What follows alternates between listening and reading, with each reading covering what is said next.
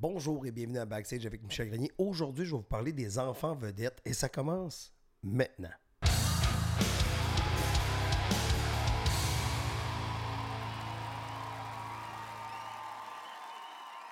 Alors, le vlog d'aujourd'hui me touche particulièrement parce que j'ai un fils de 7 ans, bientôt 8, qu'un moment donné, il est venu me voir et il m'a dit « Papa, un jour, je vais être une vedette. » Et ça mène à me poser des questions en tant que parent. Est-ce qu'on doit laisser nos enfants devenir des vedettes? Oui, on ne doit pas les brimer dans leurs rêves, mais la première question qu'on doit se poser, c'est est-ce qu'ils sont prêts à tout cet amour-haine-là? Parce qu'aujourd'hui, devenir un enfant vedette, c'est pas comme il y a plusieurs années.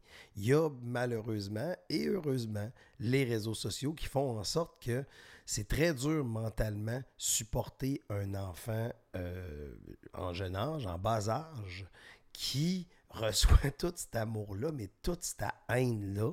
Ensuite, à l'école, il va être traité différemment. C'est toutes des questions qu'il faut se poser parce que même des humains formés, appelons-les les humains formés, les humains qui ont 18 ans et plus, donc c'est-à-dire majeurs, assez grands pour savoir ce qu'ils font, c'est quand même assez difficile vivre avec la célébrité. Je vous dis pas que c'est triste de vivre, je veux dire c'est difficile parce qu'il y a beaucoup de haine, il y a aussi beaucoup d'amour, c'est dur de réaliser est où la vérité entre l'amour et la haine. Ensuite de ça, tu te demandes en tant que parent, la responsabilité que tu as. Comme je disais, on ne veut pas brimer le rêve, mais on sait tous qu'il y a des gens qui sont très méchants. Puis pour nous, notre enfant, c'est toujours le meilleur au monde. Moi, je vous le dis, pour ma mère, je suis le meilleur au monde. Je vous le dis. Mais ça doit être vrai, ça. mais, ouais, non. Mais je suis pas loin d'être le meilleur, je le sais. Je suis comme dans le top 10. Dans le top 10 des meilleurs au monde. Justement, je disais que j'étais dans le top 10 des meilleurs au monde, mais en tant que parent, on voit pas ça. T'sais, on pense que notre enfant, il est fantastique, il joue du violon, 7 notes dessus, 4 à côté, puis on fait comme « qui est hot, mon fils? Qui est hot, ma fille? » Mais est-ce que ton enfant, il est vraiment hot? C'est ça la question qu'il faut se poser. Parce qu'ils ont des rêves, tout le kit. Il ne faut jamais briser les rêves. Ils vont tous s'améliorer, ils sont en bas âge. Mais en même temps, je trouve qu'il y a tellement de pression. Je pense qu'en tant que société, il faut se poser des questions avant de mettre nos enfants devant la caméra ou enregistrer sur un album ou les mettre dans des émissions de télé quand ils ne sont pas encore prêts à toute cette amour-haine-là. Parce qu'on ne se le cachera pas, même les vedettes que vous connaissez aujourd'hui, adultes, qui se font dire pour 10 commentaires, t'es bon, t'es excellent, t'es succulent, t'es fantastique, t'as juste envoyé un arrête, c'est pas bon ce que tu fais et tu viens de déstabiliser un artiste. Et là, ils vont tous dire non, mais ça les déstabilise tous la gang. Parce que c'est plate de savoir que quelqu'un t'aime pas. T'aimerais savoir pourquoi que la personne t'aime pas. Puis c'est plus ça qui te tiraille en dedans. Allez voir mon épisode sur le dislike que je disais. Ça serait le fun que les gens puissent écrire, être constructifs sur la raison pourquoi ils nous aiment pas. Allez voir mon épisode sur le dislike. Juste pour que vous réalisiez que je suggérais à ce moment-là que les gens devraient dire pourquoi qu'ils t'aiment pas, juste au lieu de dire qu'ils t'aiment pas. Ça serait le fun qu'ils soient capables de peu élaborer sur le sujet, et ça, sans faute d'orthographe. Nous, en tant que parents, on veut le meilleur pour notre fils, mais notre fils ou notre fille se sent tellement poussé. Il faudrait se poser la question des fois en tant que parent, est-ce que c'est une bonne idée de l'envoyer dans le vedettariat?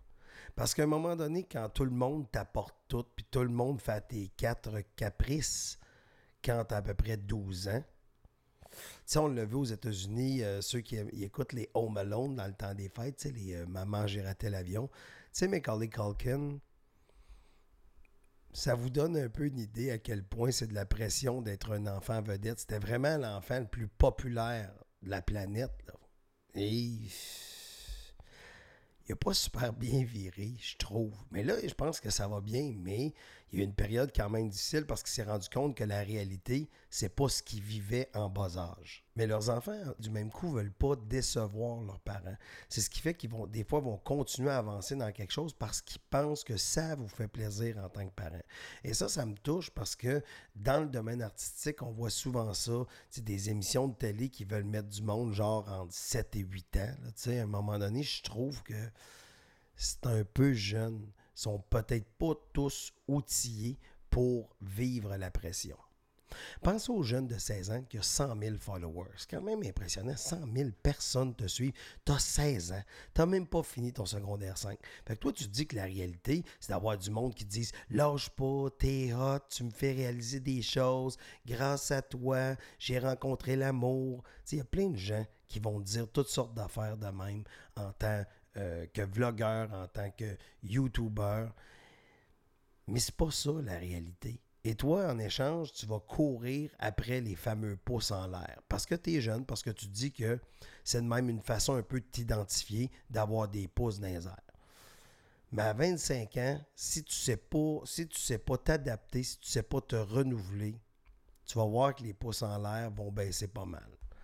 Fait que c'est à ce moment-là qu'il faut que tu te dises, est-ce que tu es prêt à endurer tout cet amour-haine-là? En conclusion, ce que j'ai voulu dire, c'est juste qu'en tant que société, on doit se poser la question avant de mettre nos jeunes devant la caméra. Ils sont peut-être pas prêts mentalement et physiquement pour recevoir toute la haine. Des enfants vedettes, c'est cool, mais on sait tous que ça fait un temps. Puis à un moment donné, ça va prendre un autre enfant vedette, ça va prendre un autre enfant vedette. Il faut, en tant que parent, conscientiser les jeunes pour on va vivre cette expérience-là présentement. Tu vas recevoir de la haine, tu vas recevoir de l'amour. La haine va te fatiguer, l'amour va te fatiguer, mais on vit ça pendant que ça passe. Ça se peut que ça arrête, ça se peut que ça continue. Mais en tant qu'artiste, il faut toujours savoir comment se renouveler. Et il faudrait que vous conseillez à votre enfant toujours d'ajouter des cordes à son arc tout au long de son parcours pour être sûr qu'il ne devienne jamais un has-been à 13 ans et demi.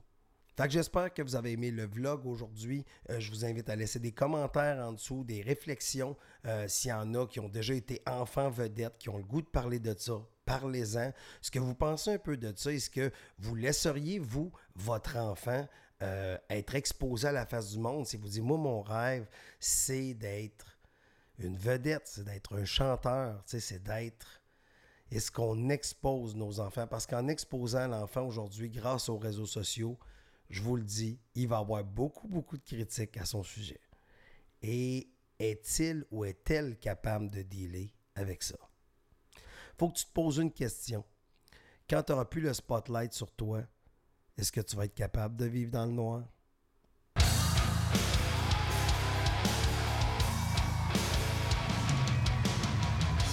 OK, je me présente. William. J'étais en 4e année. Il y a une fille dans ma classe qu'elle ne sait pas, mais je la trouve jolie.